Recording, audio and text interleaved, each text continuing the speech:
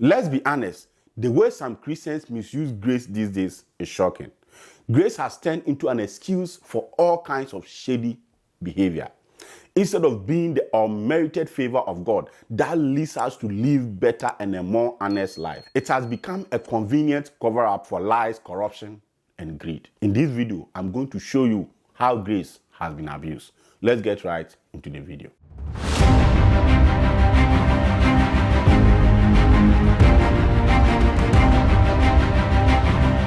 Take this common example. Someone pays a huge bribe to secure a job, pushing out more qualified candidates. Then they rush in church to testify, saying, "It is by the grace of God I got this job." Really? Grace? You bought that job with a brown envelope, not prayer or faith. It is not God's grace, it is corruption. Calling it grace doesn't make it holy. Then there is the student who cheats in exams, copies answers from friends, or pay for exam questions to get Apple. They graduate and boldly say, "It is only by God's grace that I pass." No, it wasn't God's grace. It was dishonesty. God's grace didn't help you to sneak in a paper with answers or buy exam questions. How about those who steal from their workplaces? They take company money, divert funds, or manipulate the books. With the stolen cash, they buy flashy cars, build big houses, and they claim, "Look at what God's grace has done for me." Stop lying to yourself. That isn't grace. It is theft dressed up in a religious language. It gets even worse when public officials, politicians do this.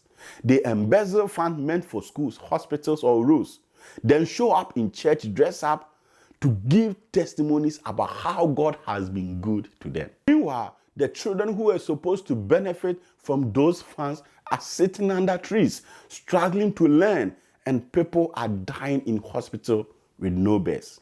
Yet, these officials have the audacity to call their stolen wealth God's grace. It is not. A contractor wins a bid to build a community bridge by using substandard materials, pocketing the rest of the money. The bridge collapses after the first heavy rain, but the contractor buys a new SUV and dedicates it in church as a grace car. A pastor pressures his congregation to give sacrificially, collecting tithe and offering way beyond their means, using biblical texts to lie to convince people to give, while driving a luxurious car, living in mansions, and he calls it God's grace. But it is not grace. It is exploitation, plain and simple.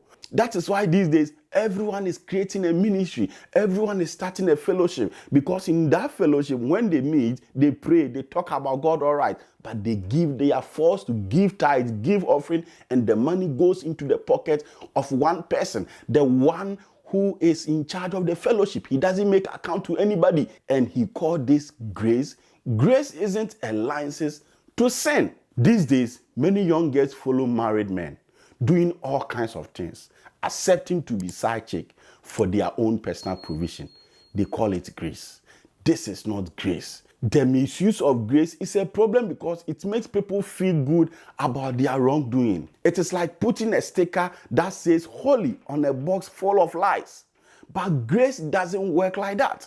Grace is supposed to transform us, to help us live lives that honor God, not to give us permission to continue sinning. I am not saying that everybody is perfect, or I am not saying that don't celebrate your victories. But what I'm saying is that when you lie your way out, when you forge your document to get your visa, don't come and tell us it was by the grace of God, because grace had nothing to do with it. Your forged document made the visa officer believe that you qualified for the visa. Paul said it clearly in Romans 6:1-2, when he says, "Shall we go on sinning so that grace may abound?" By no means. Grace isn't a get out of jail free card for bad behavior. Let's stop misusing grace. God's grace is special. It is that brought Jesus to save us and to die for our sins. It is that makes us whole and righteous before God. Grace does not endorse our shady behavior. So when we do our own dealings to get our way out, we must be careful the way we come out publicly to attribute it to grace. That is misleading and that is blasphemous. That is unchristian and that is not godly. Grace should not be used as an excuse for corruption, for cheating and stealing, lying, and for any shady behaviors. Let's call things what they are. Bribery is bribery. Theft is theft, and dishonesty is dishonesty. God's grace doesn't excuse sins.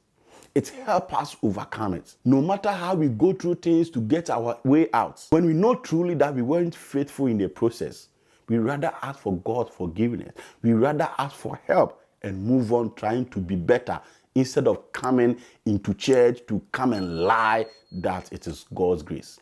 Such testimonies mislead God's people. Such testimonies do not reveal the truth and identity of who God is and how God's grace works. So, the next time you are tempted to slap the grace label on something shady, pause and ask yourself, is this really God's unmerited favor? Or am I just trying to cover up my own dealings? True grace leads to transformation and not excuses. Let's not abuse it. I hope you like this video. Let me know your thoughts in the comment section. And always remember that theology is fine. Trust me.